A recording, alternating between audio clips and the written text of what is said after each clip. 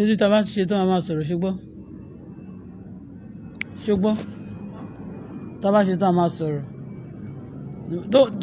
Don't be scared about them. They can't do shit.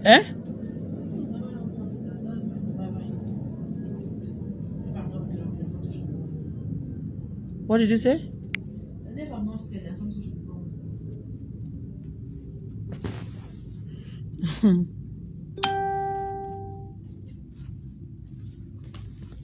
Olórí burúkú ni wọ́n náà. Olóṣì. MC Ayasasin.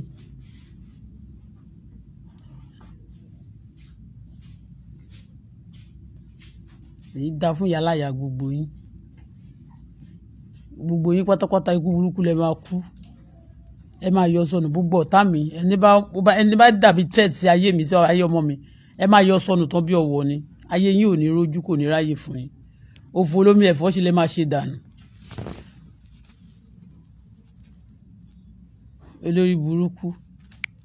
Apanimágbowó, apanimáyọ̀dà. I don't want to.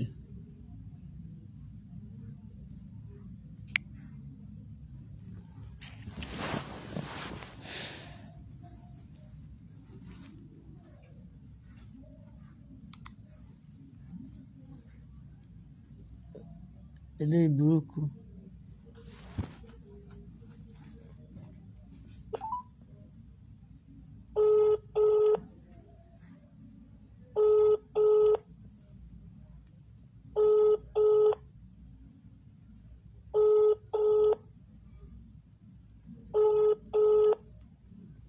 Ó gbé mọ́ ni ọmọ àlè.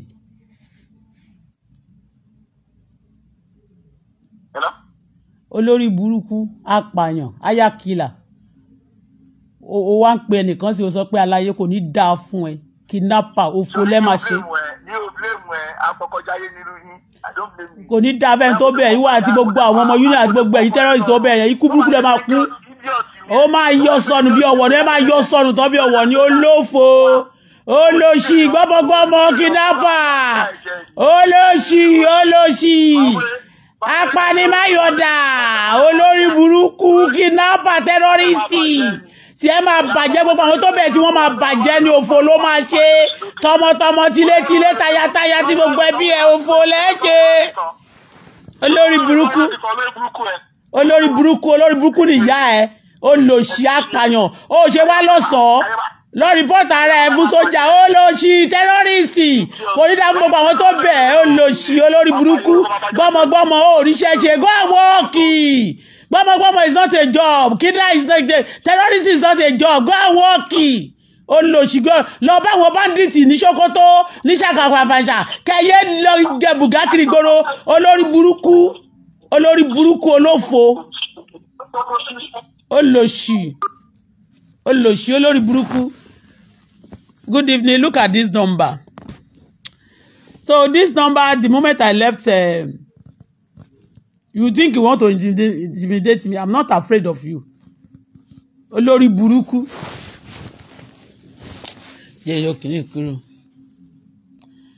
Good evening. Gbogbo àwọn tó bẹ̀ yín, ẹ máa yọ sọnù bí ọwọ́ tán ni. Ikú burúkú lẹ máa kú. Òfò olómi ẹ̀fọ́ ṣe lẹ máa ṣe dànù. Bẹ́ẹ̀ bá tá mi pé bílíọ̀nù ẹ máa yọ sọnù tán ni. Ayé lẹ máa fi mí sí lọ, lẹ máa fọmọ mi sí lọ. Ikú burúkú lẹ dẹ̀ máa kú òfò lẹ́ẹ̀ṣẹ̀. Ẹ ní jèrè gbogbo yín. Olórí burúkú. Àwọn ẹgbẹ́ yín wà níbi tán ti ń wa gold tán wa mining. Tán ni wọ́n ń jówó Nàìjíríà ẹ̀ nílọ̀bẹ̀ yẹn. Ẹ máa gbégẹ̀ wèrè kiri ìgboro. Ẹ máa lẹ́ ayé assassin ayé olóṣì. Kò ní dáa fáwọn tó bẹ̀ kò ní dáa fún MC kò ní dáa fún ẹ ọmọ àbẹ̀bí ò ní ṣoríire gbogbo yín àtẹ̀yìntẹ̀ wá ń díẹ̀ òfò lẹ́ máa ṣe kò ní dáa fún MC àdàbí tó bá jẹ mí lówó àdàbí tó bá wá sínú ilé ìwà tọrọ owó rí àdàbí tó bá tọrọ mọ́tò lọ́wọ́ mi rí àdàbí tèmi bá dẹ̀ tí wọ́n bá dẹ̀ ṣe bẹ́ẹ̀ fún mi rí olórí burúkú ni gbogbo yín aláìní tìjú olóṣì gbogbo anyway I don't want to talk much lórí burúkú gbogbo yín àtàwọn tó tún bẹ́ẹ̀ gbogbo yín pátá porogodo òfò lẹ máa ṣe bẹ́ẹ̀ ṣe sọ Nàìjíríà ìtẹ́ bá Nàìjíríà jẹ́ ayé yín máa bàjẹ́ tọmọtọmọ ní ayé yín máa bàjẹ́ ayé yín máa bàjẹ́ tọmọtọmọ ní ayé yín máa parẹ́ olórí burúkú ẹ̀ ní ṣoríire wọ́n máa gbé gẹ̀kiri. If you have power, you go and fight your band, you go and fight bandits. They are looking for people. Nígbà yẹn náà ń jà káàkiri gbogbo orílẹ̀-èdè. Kẹ́ lọ jà, kẹ́ lọ join soldier. You cannot fight. Idiot, coward. You be looking for somebody to tẹ́ máa gbé. Olóṣì. Hello, good evening. Mo mọ̀ pé máa ti wà níbí báyìí. Lórí burúkú. Jẹ́ nọ́mbà yẹn rèé. Máa pè é pa ni. This number. Kí ló dé tí mo gbé kinní sójú ẹ̀ gan? Cancel this. Kinní tó wà níbẹ̀. Yes. That's the number. That's the number. Àwọn terrorists olórí burúkú terrorists Yorùbá nìyẹn o. Terrorists Yorùbá ṣé olórin tó ń play kò ní dá gbogbo àwọn tó bẹ̀ olórí burúkú.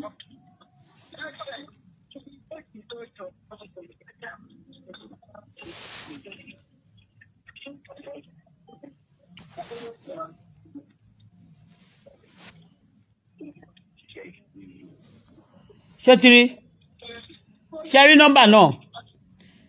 So I am going to explain to you. Can you see the number? Olórí burúkú. Àwọn ayé assassin. I am not afraid of you. Ọjọ́ kan la máa kú èmi ò dẹ̀ ní kú lọ́mọdé torí mi ìfimọ́ pààyàn mi ìdẹ̀ pààyàn rí wọn ò dẹ̀ lè pa mí. Wọn ẹ̀ dẹ̀ ní sọ̀sí nínú ayé mi bó ti wù kó rí. Yes, what happened? Why are you calling me this night?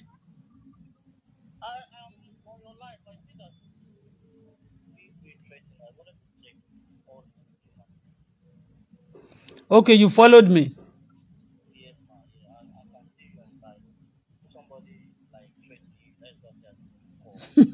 Are you a police? What do you want to do about it? If it's say in abroad, in Canada, if life is if people are threatened like that, maybe, danger, there's a number you normally call. So calling me, you cannot rescue me. Although what you can do is to call police. But it's not like that in Nigeria. Thank you. What happened? Okay, what I'm saying, can that happen in Canada? That bullshit only happen in Nigeria. Anyway, it's quite a me. Excuse me, I'll call you. Thank you.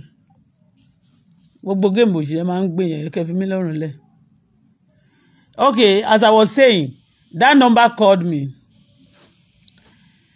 They won't believe baby mama. So around that 4-5, when I left police station, coming back home, a number called me and he said to me that they are coming to deliver something to me. I ordered something. Yes, CDI, CD Care. I ordered something from CD Care.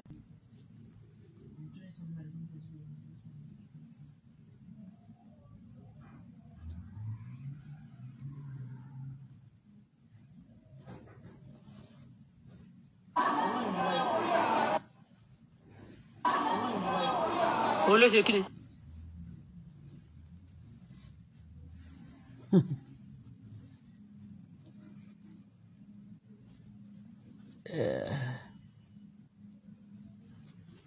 Ara máa ta yín pa ni. Ẹ̀yin ọ̀tá mi.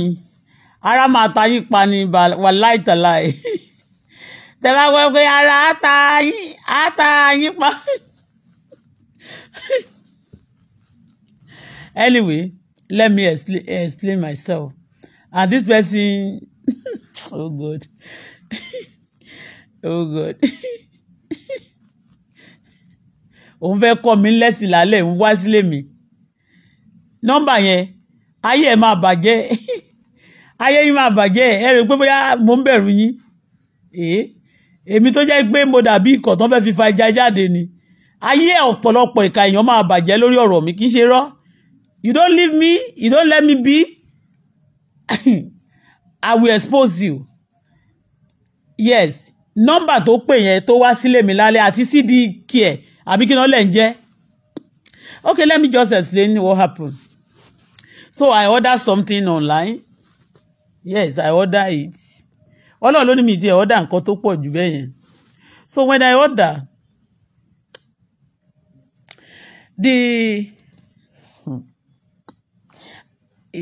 àwọn celebrity tó wà Nàìjíríà, àwọn celebrity ọdún gbogbo wọn náà àti gbogbo àwọn MC Osaria gbogbo yẹn náà celebrity náà kara wọn sí.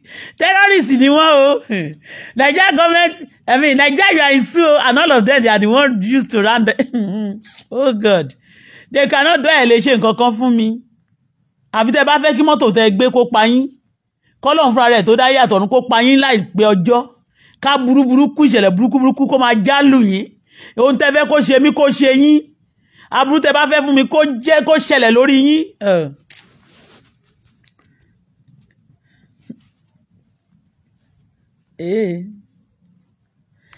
Ní Èkó yìí mo máa bẹ̀rẹ̀ series àwọn stories tí wọ́n sọ fún mi.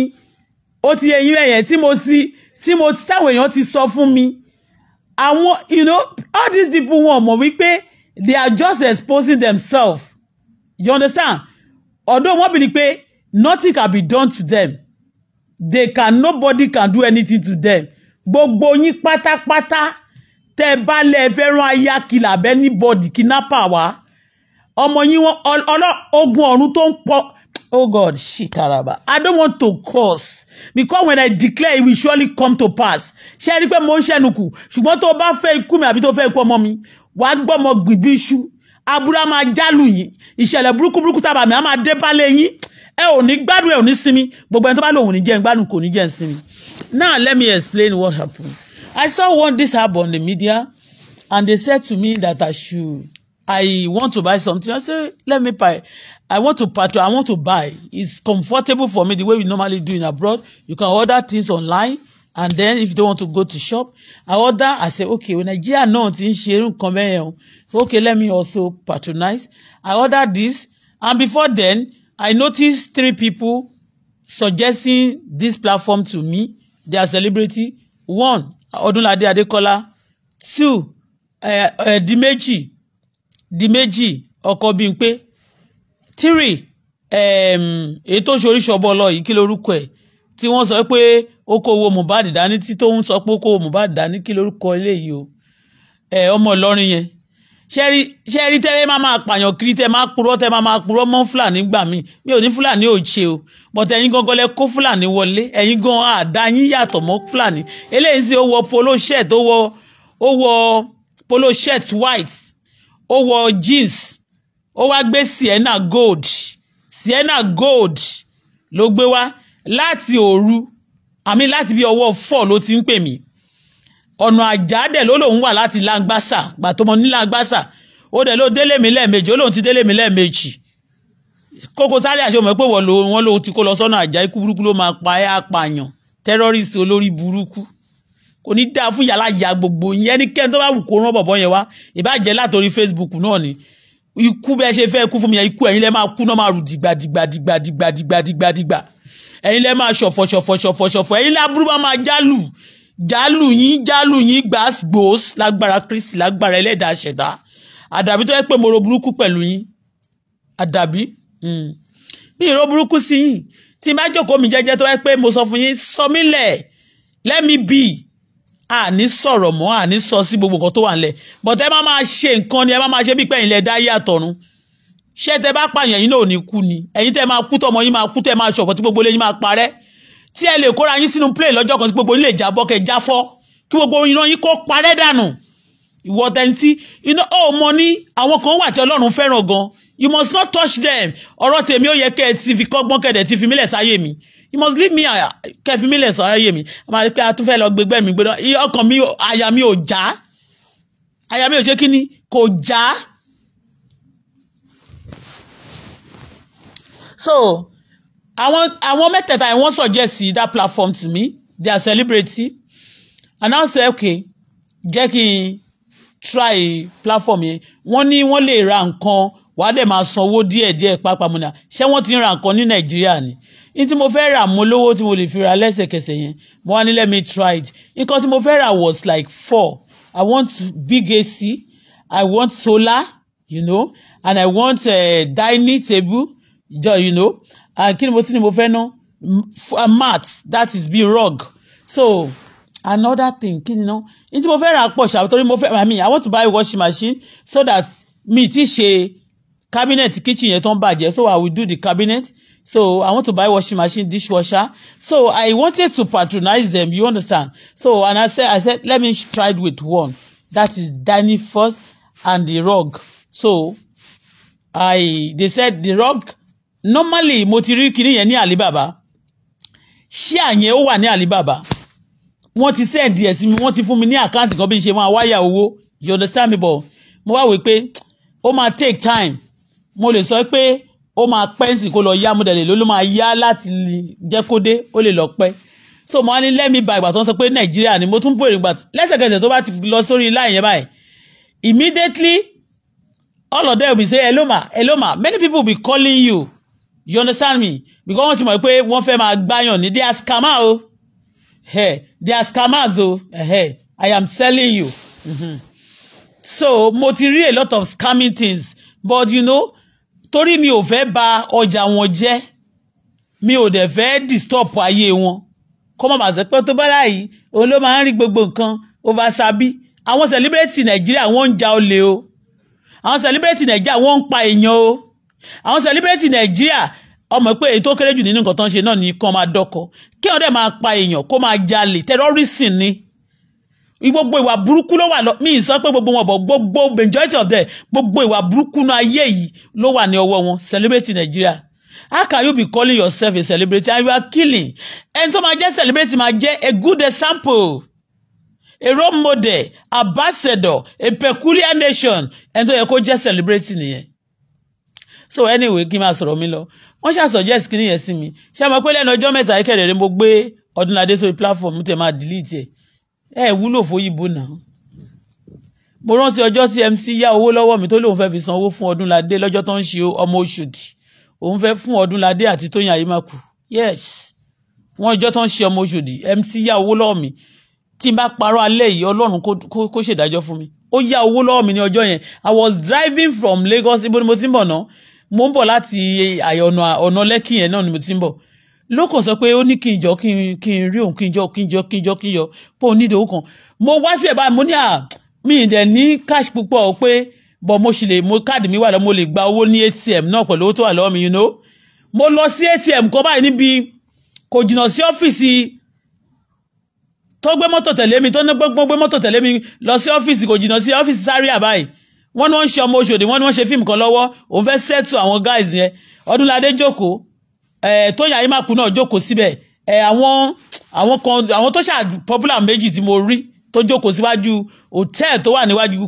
ọ́fíìsì Koko Zaria báyìí you understand owó tí mo ń sọ yẹn títí dé ní yàtọ̀ sí ètò ya kó fún mi lówó mi náà wọ́n ti gbà lọ́wọ́ mi rí tán fún yín ẹ máa tán bá ti wá sọ̀rọ̀ gbogbo yẹn máa fẹ́ dọ̀dẹ̀ yẹn ẹni bá ti fẹ́ ṣọ́kú fọwọ́ kàn mí àbí kò dà mí láàmú òfò máa ṣí ẹni èmi tó yẹ pé mo gbàdúrà débi pé Ọlọ́run gan kanra ó ń bínú tòtórí mi sáwọn èèyàn God is angry èmi tí mo àwọn ẹlòmíì ò kí ń gbàdúrà to the level tí mo wà tó máa ti wò pé ṣé Ọlọ́run wà ṣá whatever happened like the way they tortured me I believe that God is ó wà ní ayé kò kú is alive and he answer prayer ògbèjà ọmọ ẹ̀ kó sọ di àjẹ́ ògbèjà ọmọ ẹ̀ kó sọ di ògbèjà ọmọ ẹ̀ kó sọ di òṣòròǹgà bẹ́ẹ̀ ni wọ́n máa sọ pé kí ni eléèké àjẹmànẹ nítorí pé Ọlọ́run gan náà ti wò pé ó nìkan Ọlọ́run máa ń jà fún èmi gan anyway ṣá Bọ́lá máa sọ̀rọ̀ ẹ lọ so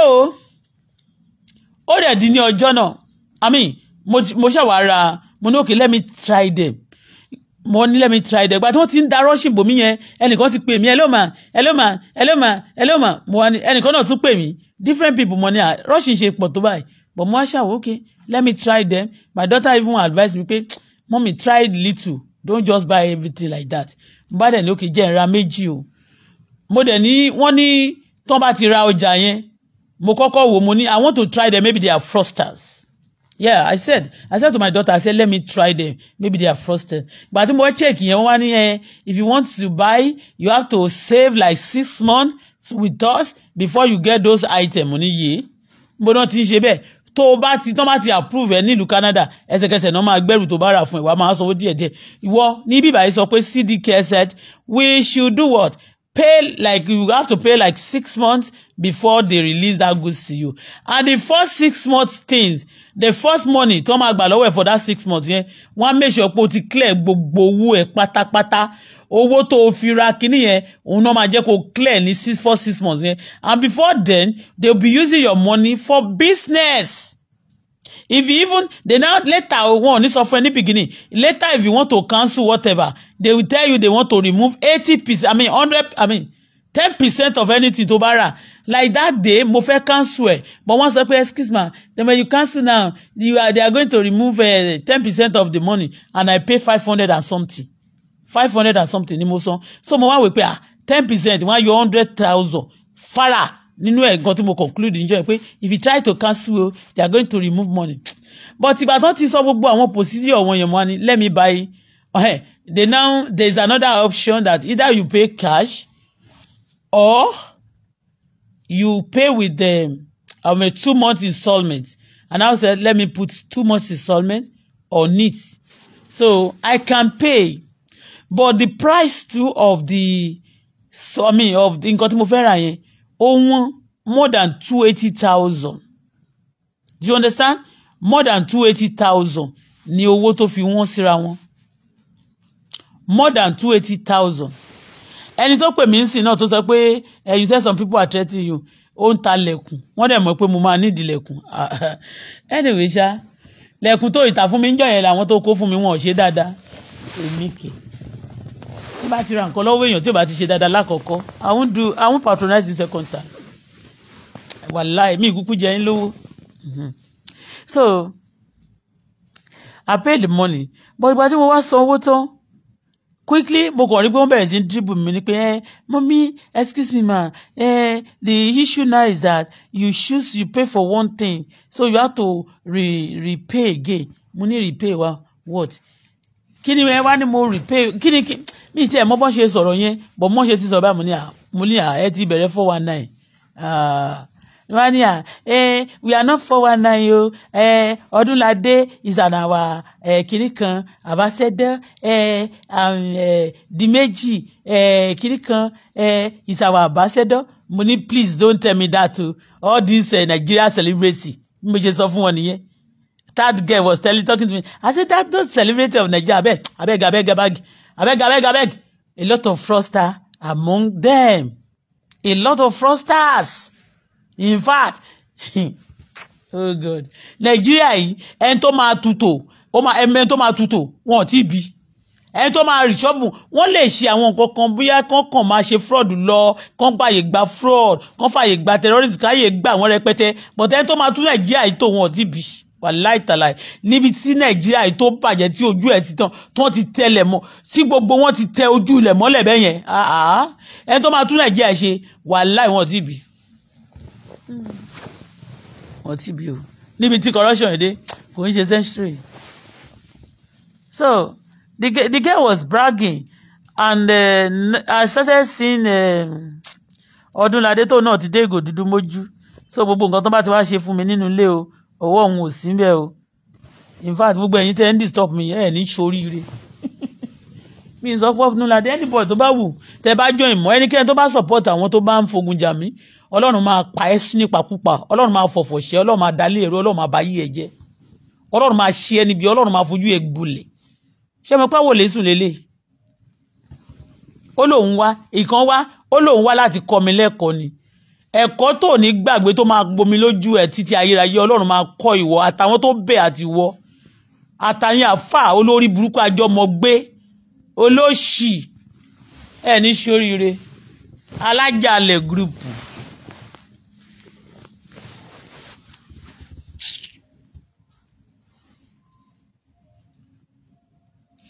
Ìgbà tẹ́ bá gbogbo ẹ̀jẹ̀ ẹ máa rí bó máa affect ọmọ yín. Tẹ́ bá bìrì pé nation sìn, ẹ bìrì pé nation, ẹ máa rí pé máa affect ọmọ yín.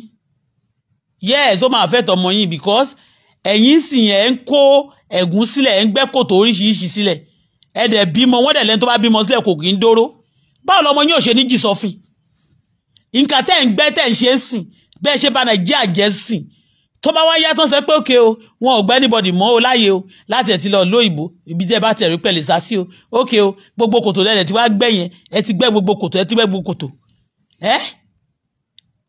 àwọn ọmọ yín báwo náà ṣe ní máa jì sí ṣé èèyàn bá ti ẹ wò ó kọ́ńkàn máa sọ pé àwọn kan wá chẹ́tì ẹ̀ àwọn kan wá chẹ́tì ẹ̀ tó tọ́ ni èmi ò kì í ṣe ọmọ gáràjì náà of recent náà mo rí kà nínú pépà tó ń sọ wípé MC fẹ́ràn assassin ó fẹ́ lọ pa ségò sọnù so ẹni tó rán ilé ìwálé nísìn ẹni tó ní nọ́mbà yẹn aya assassin ni wọ́n bọ́ bí mo ṣe kúrò ní station lẹ́ẹ̀kan ó dẹ̀ lè jẹ́ àwọn ọmọ tó wà ní àdúgbò àtàwọn tó ń bẹ̀ wọ́n bíbá iná ni ẹ ní ṣoríire o àwọn tó bẹ̀ àwọn ọmọ wọ̀nyẹn ó ti yé yín ó lè jẹ́ àwọn náà ni but n tó fi kẹ́wọ́ ni pé òun àwọn CDK òun fẹ́ submit lára nǹkan tí mo order mo ní kí ló gbé ó ní rug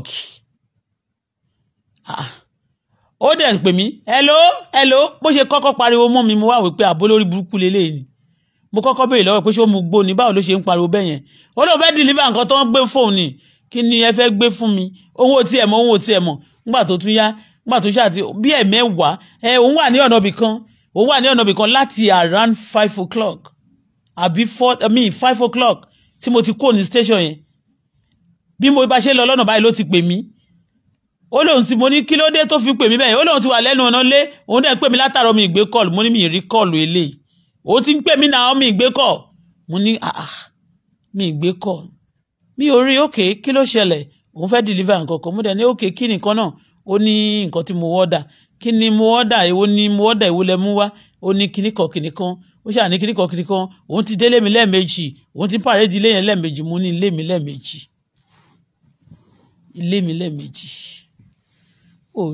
ó délé mi gbà tó wá yánsìn mo wá sọ pé ókè mo ti délé o ibo ló wà ó lóun òun wá sọ fún mi òun wà lọ́nà àjà mo ní ṣèbó sọ pé o wà lọ́nà àbárànjẹ ó ní àbárànjẹ kan ó lóun sọ pé òun wà lọ́nà ibìkan ní ibìkan bẹ́ẹ̀ ẹ ní ṣoríire o you should call me you think I'll be afraid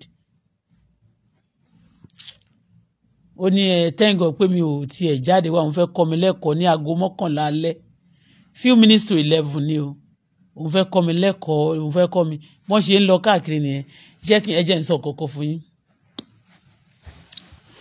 ní ọjọ́ kan gẹ́ẹ̀ kan wà ní mo ti sọ́rí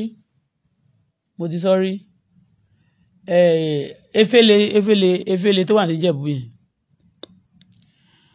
boyfriend ọ̀gá ẹ̀ gangan ọ̀gá efele mo ti sọ story rí o ìyàwó ẹni tó dẹ̀ ṣẹlẹ̀ sí gangan ló sọ fún mi torí lédìyàn ọmọ Ìjẹ̀bú Òde náà ni so ọmọ Ìjẹ̀bú Òde tó jẹ́ yẹn ó wà nínú ẹgbẹ́ Tọ́ba Láṣẹ ní ẹgbẹ́ kan tó ń pè mí sí tán ní kán wá máa ṣe ń gbà ẹgbẹ́kẹ́gbẹ́ tán náà ń ṣe ń jẹ níbi ibẹ̀ yẹn so lady yẹn ṣàwá sọ fún mi gbà yẹn ó lọ sọkẹ kẹ máa gbọ́ o group of àwọn èèyàn tó ń pa èèyàn yìí torí ẹ̀ tán máa sọ̀rọ̀ létí ẹ̀ ó máa rò bóyá wọ́n kàn ń ṣe àwọn apààyàn pọ̀ lẹ́kọ̀ọ́ yìí gan àmì ìmúnilẹ́kọ̀ọ́ yìí nílùú Nàìjíríà nílẹ̀ Yorùbá yìí bọ̀tí tó fọ́nì ni pé ìgboro làwọn ń gbé ìgboro ni wọ́n ń gbé wọn hide gbogbo nǹkan tó ń ṣe bí mo ṣe máa ń pariwo all the terrorists in the street all the terrorists Yorùbá terrorists wọ́n rò bóyá mo mọ nǹkan tí mo sọ people know what I'm saying so lady yẹn ṣàsọ níjọ́ yẹn ó wá ń sọ story yẹn fún mi inú ilé mi ló ti sọ nígbà yẹn ló ti nígbà tí ó ń sunkún jọ́ yẹn ti máa ta ni kí n máa pray fún un ó ṣà ní kí n ṣàlàyé ó wá ṣàlàyé fún mi mo ní kó sọ fún mi kí ló ṣẹlẹ̀ ó wá ní ọkọ òun ipò dé láti hajj no ó lóun lọ sí hajj ọkọ ẹ̀ òun ni ọ̀gá efele gangan ní gáràjì Ìjẹ̀bú Òde gáràjì yẹn níjẹ̀bú Òde ọkọ ẹ̀ ní chairman ń gbà yẹn tó jẹ́ ọ̀gá efele gangan òun dàbí mi rò pé bí sáré àṣírí sí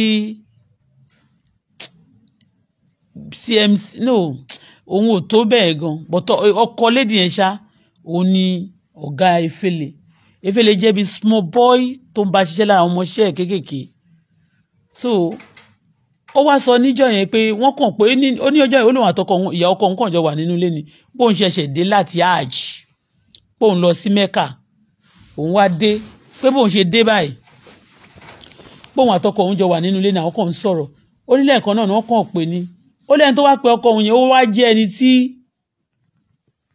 ó lẹ́yìn tó pé ọkọ òun yẹn ó ló wá jẹ́ ẹni tí ó mọ̀ tí ò kàn lè kọ ohùn sí lẹ́nu ẹ máa gbọ́ o bóyá wọ́n ní dì kan bóyá ó fẹ́ lọ bì kan tẹ́nìkan sọ pé òun bọ̀ ó máa kówó yẹn wá fún sìn ẹ máa gbọ́ láti tàn jáde torí ẹ̀ ọ̀rọ̀ CDK tí mo ń sọ yìí mo yìí máa sọ dáadáa gan mo sì máa sọ gidi gan tí máa tẹnu mọ́ tí máa tẹṣan mọ́ so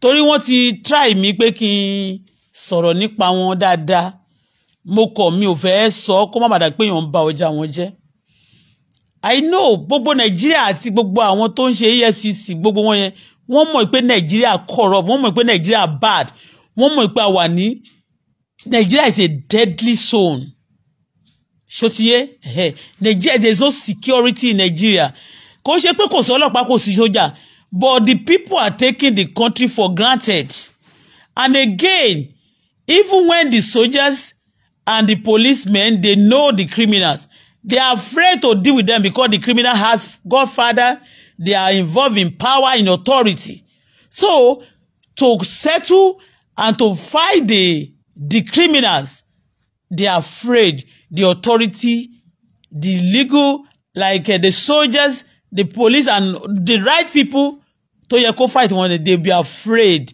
so that ayé wọn ò ní bàjẹ́ you know ẹlòmíràn ti ẹ̀wọ́ pé táyé òun bá ti ẹ̀ bàjẹ́ ẹ yóò bí pé tóun bá ti ẹ̀ kú síbi iṣẹ́ o they will pay the family his family or her family whatever belongs to her but ní Nàìjíríà máa wí pé ìyá máa tún jẹun mọ́pọ̀mọ̀pọ̀mọ̀ ìtì òun lòún struggle láti jẹ́ kọ́mọ òun jẹun kí ìyàwó òun wà òkè kí ọmọ wà òkè kí family wà òkè so kò ní sí pé ó kú o ó máa mú blessing wá fún wọn you understand me so now nǹkan tí mò ń sọ lélẹ̀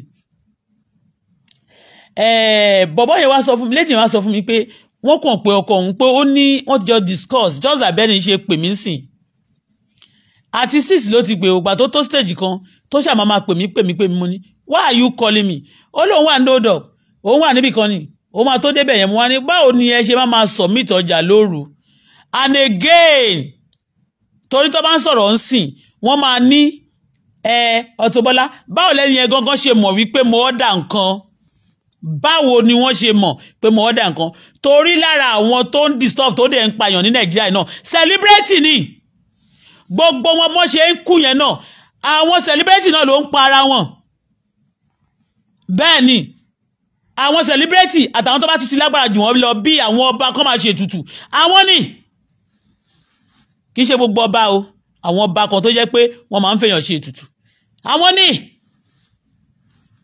gbogbo ọ̀rọ̀ tá à ń sọ yìí ló máa ń bí wọn nínú bọ̀dé tí mo sọ nù èwo ló jẹ́ irọ́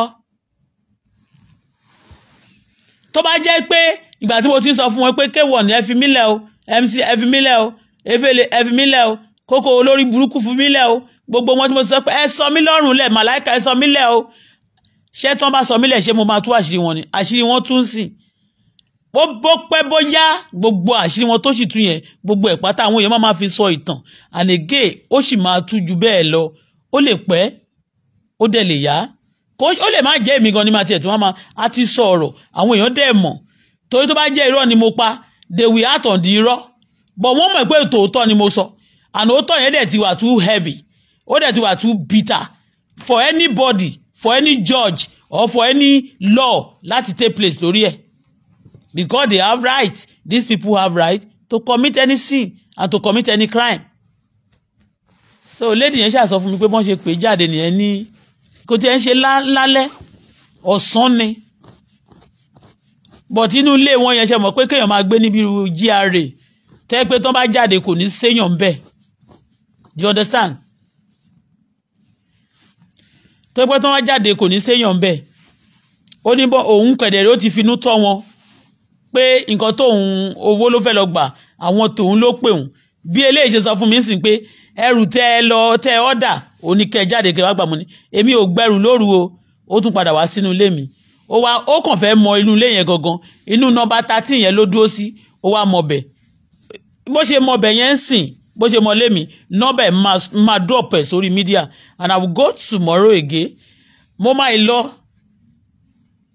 mọ́mí I will call Nigeria on it òun náà ni mo dẹ̀ tún sọ yìí and again nọ́mbà yẹn náà máa fi sórí ibẹ̀ yẹn so you cannot be threatening me and then gold kìíní ló gbé wá mọ́tò gold in fact mi ò fẹ́ jáde ní tó bá yẹ pé mo fẹ́ jáde mbá set mbá mú nọ́mbà mọ́tò yẹn gold Sienna ló gbé wá gold Sienna and definitely ẹni àwọn tí mo rí yẹn agbègbè iná máa gbé agbègbè ni so kẹ́ lè mọ̀ pé àwọn tó ń bẹ̀ wọ́n níṣẹ́ náà ìwọ tó bá jẹ́ pé agbanipani ẹ́ o lè rẹ́ mi pa náà number one ọlọ́run ó dẹ̀ máa tú ẹ láṣìírí o lè rọ́mọ mi pa ọlọ́run dẹ̀ máa tú ẹ láṣìírí ó máa ṣẹ̀sín kò ní pẹ́ mọ́ ẹlẹ́dàá ṣẹ̀dá máa gbaṣọ lára ẹ ó ti yé ọlọ́run tó dá ayé àti ọ̀run ó máa fi ẹ́ ṣẹlẹ́yà gúrùpù yín àṣírí yín ò ní bò kò sí ẹnikẹ́ni tó máa ń bí ọmọ pẹ̀lú aṣọ ó ti yé kò sí ọjọ́ tí ọmọ bá wáyé kò kí ń wọṣọ wá látọ̀run gbogbo yípo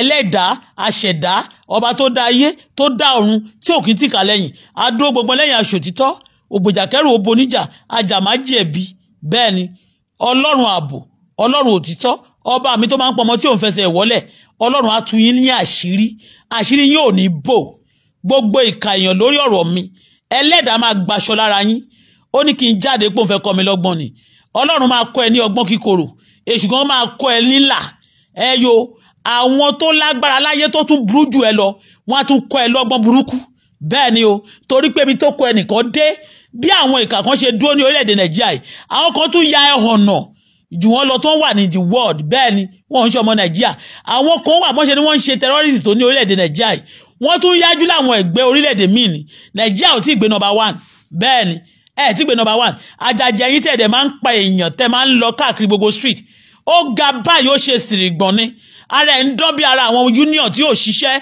tó kàn máa gbowó kiri bẹ́ẹ̀ ni agbanipa ó wá ń sọ fún mi pé òun tó bá jẹ́ pé mo jáde lálẹ́ yìí òun fẹ́ kọ́ mi lọ́gbọ́n ni àwọn méjì ọkùnrin méjì bẹ́ẹ̀ ni ọkùnrin méjì ó ní conjugate kan wá gba ẹrù yẹn mo ní kó gbélẹ̀ síwájú lé ó ní kí n wá gbà á mo wá sọ fún ọmọ mo ní ṣe èmi wá dó sí báńkòrì bí mo ṣe máa ń ṣe mo ní òkè ṣí gate yẹn kó dẹ̀ kó gbé wá sẹ́nu ó ní kọ́ ọmọ mi bọ́ta ó lóun ní nǹkan tó fẹ́ ṣe fọ́mọ mi kó wá débẹ̀ kó wá yìnbọn ikú burúkú ló máa pa yín ọmọ máa kú mọ́ yín lọ́wọ́ ẹni tó bẹ̀ yín máa gbọ́ ọmọ ọgbìn bí iṣu gbogbo tó mi nínú ilé yín ló máa kú etí ọ̀mí máa kú gbogbo yín pátá porogodo ẹ̀yin wo tó bá jọ́ lọ́run ló dá ayé ni ẹ ní lè borí mi ṣùgbọ́n bá pẹ́ yín lẹ dá ayé àtọ̀run tọ́lọ́run dẹ̀ tún pè yín síbẹ̀ lọ́jọ́ tó dá mi ẹ máa lè borí mi ṣùgbọ́n bá pẹ́ ẹ̀yin kọ́ lẹ dá ayé àti ọ̀run bẹ́ẹ̀ pé billions ẹ máa yọ sọnù bí ọwọ́ ni ọwọ́ òkè kádùn kọ́ máa yọ ẹ má máa yọ ní yíyọ yìí ni o ẹ máa yọ tẹ́ máa fi jò ẹ máa yọ tẹ́ máa fi tán ẹ máa yọ dànù gbogbo yípo tẹ́ bá tẹ́tí ayé mi gbogbo yípo ikú ọmọ ikú aya ikú ọkọ gbogbo nǹkan burúkú ayé ló máa ṣe yín àdàbí tó yẹ pé ní tí mo sọ irọ́ mo pa àdàbí tó yẹ pé wọn ọjà mi lólè àdàbí tó yẹ pé mo purọ́ mọ́ ẹnikẹ́ni nínú wọn ṣùgbọ́n tí mi bá ti purọ́ mọ́ yàn tẹ́ wá tọ́ pé pọ̀ jù mí lọ ogun ọ̀run tó pọ̀ jù yín lọ ọlọ́run lágbára ju gbogbo èèyàn lọ àwọn tó lágbára jù yín lọ wọ́n máa fogun jà yín ẹ̀jẹ̀ yín wọ́n fi wọ́n lẹ̀ ọba tó bá wà lórí ẹ̀ wọ́n máa rẹ̀ ẹ́ nípò wọ́n máa rẹ̀ ẹ́ lóyè ẹlẹ́dàá máa fojú yín gbolẹ̀ ẹ má máa gbé ọmọ gbìn bí iṣu gbogbo ẹnikẹ́ni tàbí nínú obìnrin tó yọ mí lẹ́nu tó yọ ọmọ mi lẹ́nu ẹ máa gbọ́ ọmọ gbìn ìṣẹ̀lẹ̀ burúkú tàbà mi kó máa ṣẹ̀ sí yín gbogbo irinṣẹ́ tá a gbé dìde láti fi bá mi jà irinṣẹ́ náà máa bàjẹ́ èèyàn ní ẹ̀ kú dànù ikú burúkú lẹ́ máa kú. aláyọ̀ lèmi ọmọ ọlọ́run dẹ̀ ni mí ariwo ayọ̀ lẹ́nà máa dẹ̀ ń gbọ́lọ́ àgóhun olódodo ni mí. mo bá họ́dà kó lè mọ̀ pé olódodo ni mí look at the time 11:11 kò ń ṣe 9:11 11:11 confam pé ọlọ́run gbọ́ tọ́lọ́run bá fọ pé 11:11 orí pé tàmí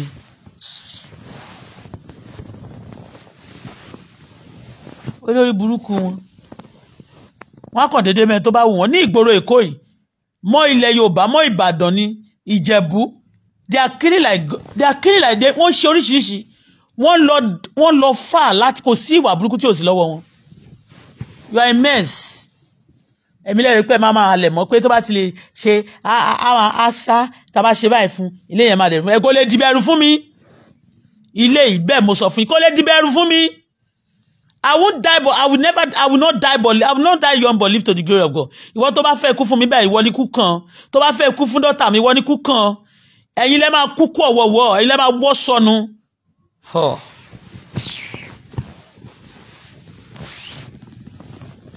Lórí burúkú èèyàn. Ó wá lálẹ́ ó lóun wá láti CDK. Òun wá fẹ́ gbé, ó lóun kàn wá nígbà tó wá yá. Ó ní thank God pé ó jáde lálẹ́, ó lóun wá láti wá kọ́ ẹ lọ́gbọ́n ni. Wá kọ́ mi lọ́gbọ́n ẹgbọ́n tó fẹ́ kọ́ mi yẹn àwọn tó burú jù ẹ lọ láyé tó burú jù ẹ lọ lọ́run tó burú jù ẹ lórílẹ̀-èdè àlàyé wọ́n kọ́ gbogbo yín ní ọgbọ́n tínú yín ò ní dùn sí lórí burúkú olòṣì àwọn gbọ́mọgbọ́mọ apanimáyọ̀dà so lady yẹn wá sọ fún mi níjọ́ náà lọ́hùn ó wá ní mo ti sọ story yìí ẹni tó ń ṣe nǹkan ṣé gbogbo àwọn big men yín wèrè wọn kì í ṣe gbogbo wọn o ẹ̀mí gbèsè ẹnu dákẹ́ K-Dog ìwọ náà ò gbẹ̀yìn apààyàn ayàsásí ẹni tó ló pa wọ́n nígbà yẹn ọmọ tó ṣàṣọ story yẹn tán parapotogodo níkẹ́ lórúkọ bìbí yẹn jẹ́ nígbà yẹn wà tó sọ story yẹn tán ó ní wọ́n pa tán kí ni wọ́n lórí kí ó ń gbà tó ṣàṣọ story yẹn ó wá ní kí ni wọ́n fi pa òun fúnra rẹ̀ tún wá ẹni tí efele ń gbà yẹn wọ́n ṣàtúnṣọ sórí yẹn jagajaga ipò yẹn ni wọ́n ń gbà tó assassinate bọ̀bọ́ yẹn wọ́n wá gbé fèlè síbẹ̀ òun lé fèlè tó fi di chairman ọ̀gá ẹ̀ gangan ni ọ̀gá ẹ̀ yẹn kẹ̀dẹ̀rẹ́ ẹ mọ̀ kan tán ló ṣe fún K1 òun ni wọ́n sọ pé tí K1 bá ti ń bọ̀ ní Ìjẹ̀bú gbà yẹn kò tí ì kọ́lé sí Ìjẹ̀bú Òde a wá máa dá K1 dúró pé òun fẹ́ gbowó lẹ̀ nǹkankan bẹ́ẹ̀ K1 kẹ̀dẹ̀ ṣe mọ̀ pé ó ní àwọn kì í ṣe pé bóyá ó tiẹ̀ ti ṣe oríire tó máa sọ pé òun ò ṣe mọ́ akágọ̀ ni so ní ọjọ́ kan wọ́n ní K1 bó ṣe yìnbọn ṣá ìbọn yẹn bóyá wá bá ọmọ K1 ìbọn yẹn ṣá ó ṣá wọn ló ṣàpọ̀ ọmọ kì í ṣe pé K1 ṣá máa ń yìnbọn fún yàn níjẹ̀bú àbí ní Nàìjíríà wọ́n ní ìbọn yẹn ṣá bá ẹnìkan nínú wọn so bóyá ọmọ ẹni yẹn wá kú lára ọmọ gáràjì àbí kò kú o so bọ̀bọ́ yẹn máa wá ń ṣèdè fún K1 yes ẹ lọ bèrè story tí mò ń sọ yìí bọ̀bọ́ yẹn máa wá ń ṣèdè fún K1 pé tí wọ́n bá ti bí ẹrí kò gbúdọ̀ wá so K1 máa ń bẹ̀rù ẹ̀ ọ̀ǹtì tó kú ní K1 tó lè lọ kọ́lé sí Ìjẹ̀bú Òde ẹ lọ bèrè nǹkan tí mo sọ ṣé rọ ni àbúrò ẹ pẹ̀lẹ́ o àwọn ni ṣẹ́tìrì bí mo ṣe sọ báyìí sáì kan tún ṣẹlẹ̀ mẹ́yìn bí wọ́n ní bó ṣe bí bọ̀bọ́ yẹn ó máa ń ṣèdè fún K1 láì tí wọ́n bá ní èèyàn ṣèdè fún ó máa ń wí ilé ẹ pé ò gbúdọ̀ wá sí Ìjẹ̀bú iṣẹ́ ò lè ṣe nǹkan kan tó ẹbí tó bá ti ń ṣeré ń Jẹ̀bú so ó máa ń fún trouble gan ó burú gan ọ̀dì tó wọ́n fìlì bọ̀bọ́ yẹn ọ̀ kí K1 tó lọ kọ́lé sílẹ̀ ẹ lọ bèrè bóyá stories mò ń sọ bóyá rọ ní àbòtí ẹ̀gbọ́n Efele ìyẹn lẹ ṣe rí pé mo ní ẹ̀gbọ́n Efele ọ̀gá Efele ẹ lọ bèrè stories bá sọ mi ìkúkú sí Ìjẹ̀bú Òde ń gbà náà but àwọn fúnra ara wọn náà ló sọ fún mi Efele yẹn náà mo máa sọ fún mi ní pé kí ló dé tí Wàsíù mọ aláàjì kò ń pè ní Wàsíù kí ló tẹ aláàjì máa ń ba iye èèyàn jẹ aláàjì abayé ọkùnrin jẹ abayé obìnrin jẹ á máa pàgbó èèyàn ó sọ bẹ́ẹ̀ mo sọrí náà ṣe bí Nàìjíríà mo wọ̀nyí àwọn kì í ṣe gọ́ọ̀sì ló ń pa èèyàn Nàìjíríà àwọn èèyàn ní àwọn tó tún pa èèyàn tó ń pa èèyàn yẹn tó celebrity míì tẹ bá pàtẹ́wọ́ fún jù ní àwùjọ òun ló ń pa èèyàn jù àtobìnrin àtọkùnrin wọn bó bá lọ fẹ́ obìnrin wọn báyìí tó bá lóògùn àyàn tó lọ jáyán wọn kò pa ẹ́ dànù ní bọ́n ṣe pọkọ lóyún ẹ̀ lọ́tọ̀ fọkùnrin náà máa assassinate simply because wọn ló stop into their toes tó bá ti wá ṣe tán máa nawọ́ sókè wọ́n lè má máa nawọ́ sókè wọ́n máa parọ́ mọ́ gbogbo àwọn tó bá bìlí pé ẹ̀ nílé bá sọ̀rọ̀ wọ́n máa láwọn ló ń ṣe. ìwọ tó wá tó lọ wá kọ́ mi lọ́gbọ́n ẹ̀ ikú burúkú ló máa pa ẹ̀ o ikú burúkú.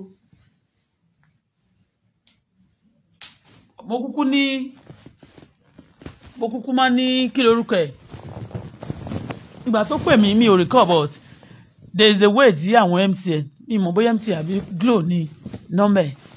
You can see backup, you know. Ọ̀ntì fúnra rẹ̀ tó sọ fún mi pé wọ́n rán òun sí mi pé òun wá láti kọ́ mi lọ́gbọ́n lálẹ́ yìí ni. Aláyé bàjẹ́ gbogbo yín àtàwọn tí wọ́n rán àtàwọn tó rán ẹ ikú burúkú ló máa pa yín. Ó tún wá sọ pé àpọ̀kọjáyé olùṣẹ́ ẹ̀ lérè mi pa kẹ́ má bàa sọ pé ọmọ ẹ̀ ló pa lórí burúkú. Ṣé mi ni ọmọ union tí ó pa bàbá Bukola ni olùṣì àtàwọn tó bẹ̀yìn kó sì dànù lórí burúkú èèyàn fẹ́ máa dẹ́rù èmi kí n má lè kúrò níbà ikú burúkú ló máa pa yín ẹ̀yin.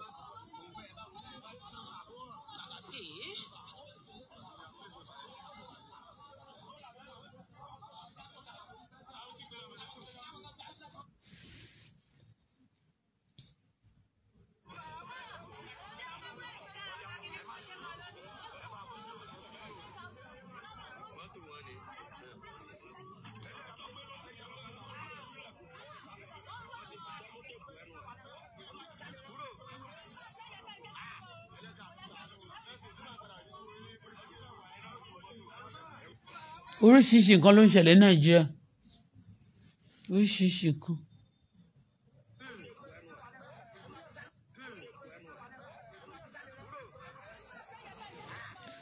So ìyẹn ni sórí tí mo sọ ń gbà yẹn mi ì parọ́ mọ́ anybody.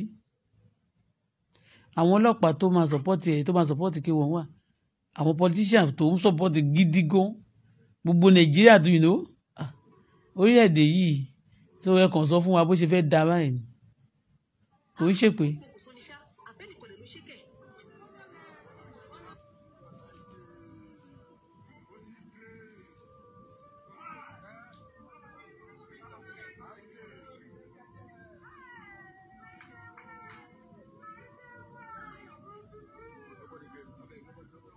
Ẹ jẹ́ má sẹ́ni bí ní gbogbo ìṣẹ̀lẹ̀ burúkú I don't want that bullshit. So ẹni tó wá lónìí ó lóun wá láti kọ́ mi lọ́gbọ́n jẹ́ n tún pé aago mọ́kànlá ti lọ lóṣì rí burúkú.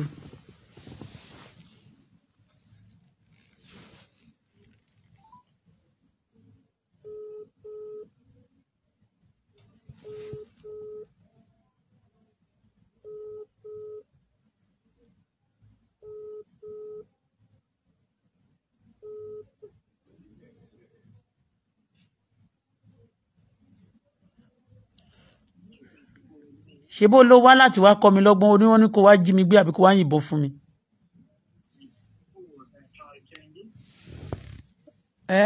Olóbùkú. Hello apàyàn.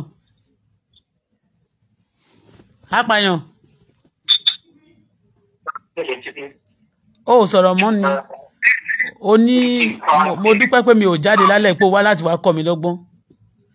Ọgbọ́n tí ó máa pa ẹbí ẹ̀ àti ará ẹ̀ lẹ́kún tó máa pa ìyàwó àtọmọ ẹ̀ lẹ́kún Ọlọ́run á kọ́ ẹ nínú ọdún yìí á kọ́ ẹ nínú oṣù á kọ́ ẹ nínú ọ̀sẹ̀ tá a máa wọ̀ yìí lágbára Kristi olórí burúkú.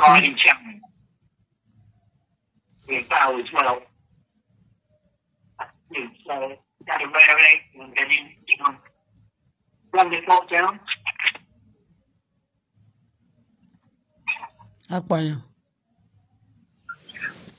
CDK ló lóun gbé wà o rug ló lóun fẹ́ deliver ó wá lóru ayé yín máa bàjẹ́ ni ẹ̀ ní ṣoríire.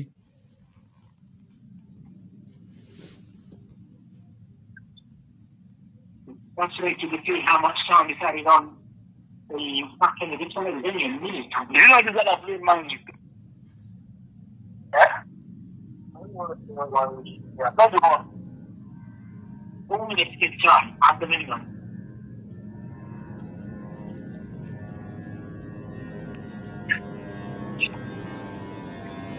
Apàyàn olórí burúkú àwọn ọmọ yẹn wọ́n fẹ́ mọlé mi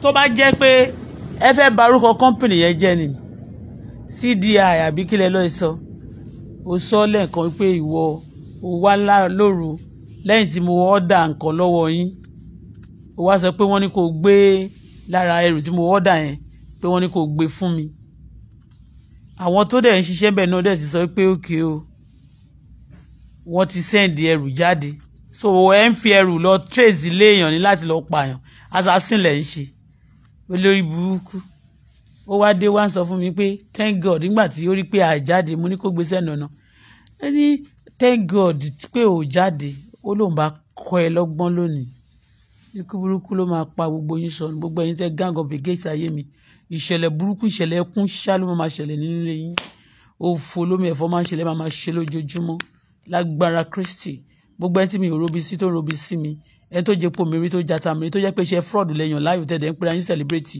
ikú burúkú máa pa yín tọmọtọmọ ni ọkàn yín ò ní balẹ̀ àṣírí tó ti ń bọ̀ Ọlọ́run máa tú ẹni tó máa tú yín láṣìírí tó máa fà yín ya máa Ọlọ́run máa yàn tì yín ẹni tí ò ní fojú rere àtàánú wò yín tí ò ní jẹ́ kẹrẹ́ àánú gbà mọ́ láyé tí ò ní bò yín láṣìírí mọ́ Ọlọ́run á rán sí yín ẹni tó máa bá yín jagun ṣá Ọlọ́run á rán sínú system Ọlọ́run á gbé ogun tì yín ogun ẹ̀yìn á jà yín Ọlọ́run tó fogun ja Philistine Ọlọ́run tó fogun ja Gòláyàtì Ọlọ́run tó fi ogun ja àwọn ọ̀tá Dáfídì Ọlọ́run tí ó fogun ja ọ̀tá àwọn olódodo Ọlọ́run á fogun jà yín torí mi Ọlọ́run á fogun jà yín torí ọmọ mi Ọlọ́run á fogun jà yín torí àwọn olólùfẹ́ mi Ọlọ́run á fogun jà yín Ọlọ́run á fogun jà yín ayọ̀ yín á di ìbànújẹ́ ayọ̀ yín á di ẹkún bẹ́ẹ̀ ló máa rí kò ní í padà ẹlẹ́dàá padà lẹ́yìn yín Ọlọ́run á fojú yín gbolẹ̀ Ọlọ́run á fi yín ṣẹ̀sín Ọlọ́run á bà ti yín jẹ́ àárín yín tó bá ń tò ó máa dàrú pátápátá ẹ̀yin ọ̀tá mi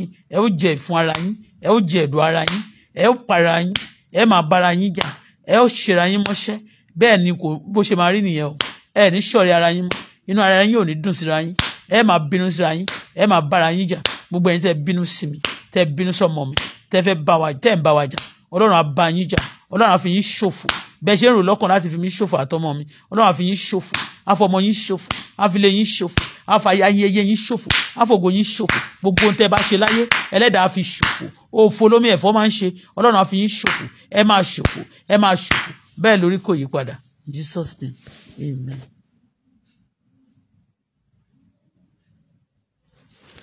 eléyìí ní Sister Bola what do you want from K1 wọ́n béèrè question lọ́wọ́ mi ọ̀sẹ̀ pé àwọn èèyàn ṣe káwọn ń pa èèyàn káwọn bí mi tí ì rí ìlú tó jẹ́ pé big men bẹ̀ ló máa ń bá òun ní ìṣòro bẹ̀ mi tí ì rí rí Nigeria #1 first class lọ́bìnrin lọ́ọ́ Google o.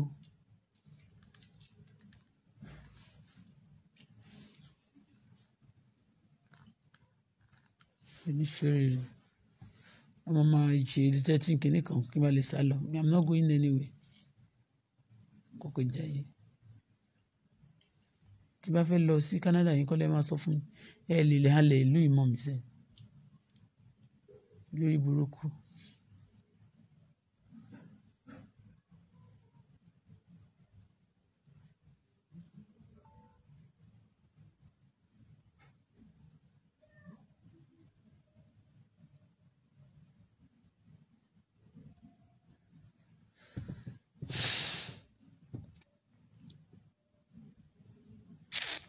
kò sí dànù ẹ̀yin criminal òdìdí ẹ lọ fèsì ayé yín kẹ́ kó sí dànù sígbó wọ́n bà gbogbo orílẹ̀-èdè Yorùbá jẹ́ wọ́n bà gbogbo Yorùbá jẹ́ pátápátá wọ́n máa ṣe bí ipá àwọn nìkan ló wà ń bẹ ẹ̀yin nìkan ní celebrate inú ayé ni gbogbo ìlú ló ní celebrate tí Yorùbá ìlú yọ yẹ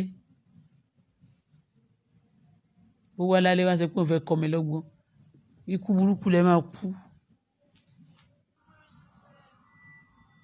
ló ṣì. ṣé mo ní rìsíìtì tí mo fi ọ́dà àwọn voice àwọn nǹkan tí mo dẹ̀ tí ó ṣe pè mí láàárọ̀ pé òun dẹ̀ fẹ́ gbẹ̀rù wá fún mi má dẹ̀ ṣó ẹ̀ náà lórí burúkú yìí.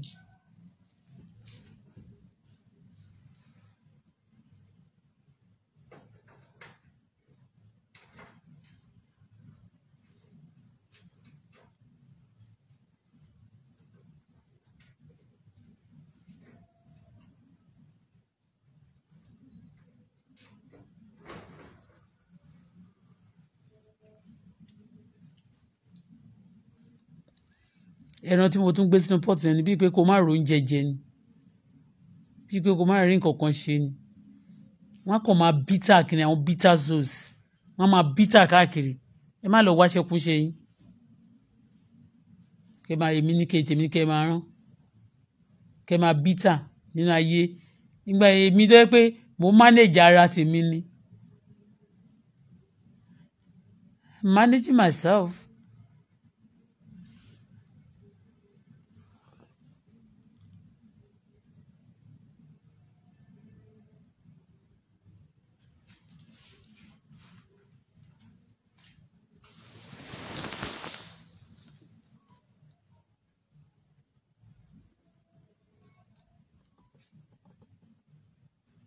People like that. Only let me read your message. Ṣé wọ́n fa yẹn ti kú ni? Tolú ṣé wọ́n fa yẹn ti kú ni? Wọ́n fẹ́ irú eléyìí tó pè mí yẹn sìn tó ní ó sáré pè mí kò pè mí bẹ́ẹ̀ yẹn rí. Fẹ́ ṣe ṣọ́ọ̀bù. I will do it at my convenient time. Má dẹ̀ fẹ́ ra aṣẹ́ àgọ́. Ìnira lọ́wọ́ yín o. But you messed up with me. I will not buy. Ilẹ̀kùn tó ń ṣe síbẹ̀ yẹn àwọn tó gbé fún wọn kàn ṣe fún mi wọ́n ṣe dáadáa. Mo ti sáré pè mí sí wọn máa sọ pé mo fẹ́ ra lẹ̀kùn. Nísìnyí mo ń ṣe gbogbo nǹkan yẹn mo fẹ́ ra lẹ̀kùn. I'm not going to buy from you. Sorry to say.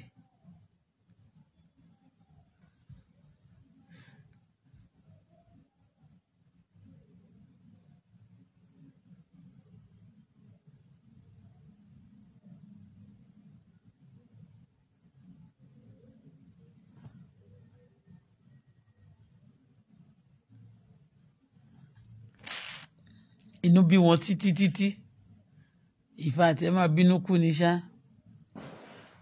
ẹ̀yin ọ̀tá mi ẹ máa bínú kú ni.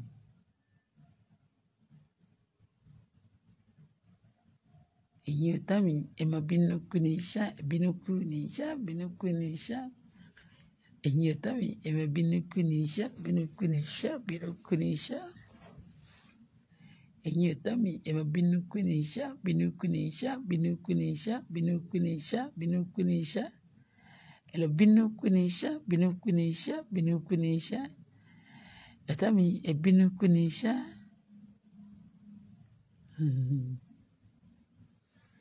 Ẹ̀yin ọ̀tá mi ẹ bínú kú ni ṣá bínú kú ni ṣá. Olúwa jọ̀ọ́ lẹ́ẹ̀kan sí gbogbo ẹnikẹ́ni tó bá ti fẹ́ràn mi Olúwa mi fẹ́ràn wọn ẹni bá fẹ́ràn ọmọ mi bá mi fẹ́ràn wọn ẹnikẹ́ni tó bá kórìíra mi Olúwa bá mi kórìíra wọn bá mi gbọ́n ìkùtà sáyé wọn bá mi bá wọn jà. Gégégégégégégégégé. Anyway gbogbo ẹni bá kórìíra mi àtọmọ mi Olúwa kórìíra wọn kórìíra wọn kórìíra wọn kórìíra wọn o bẹ́ẹ̀ lórí kò yí padà Jésù agbára wa. Àmín.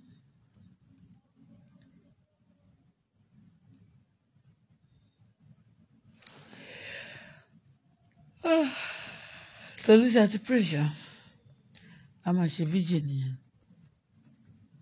kíní fóònù yìí Steve bákan I don't know ó dẹ̀ pé kíní yìí ti.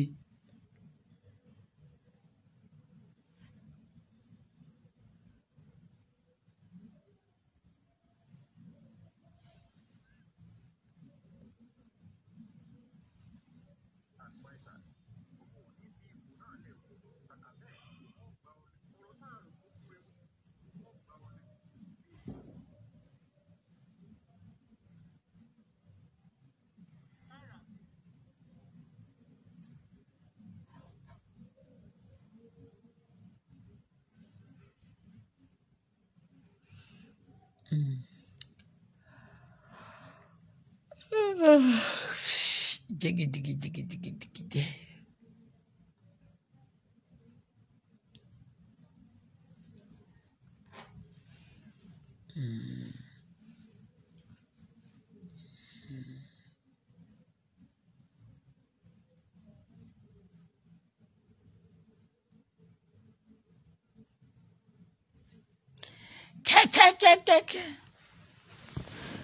Thank you. Have a pleasant night rest. Nǹkan tó ṣẹlẹ̀ nìyẹn. Bye.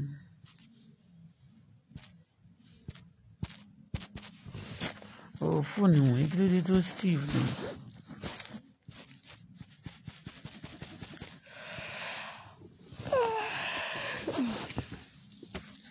O lè bílí pé fóònù Steve ni kí ló ṣẹlẹ̀ sí fóònù yìí.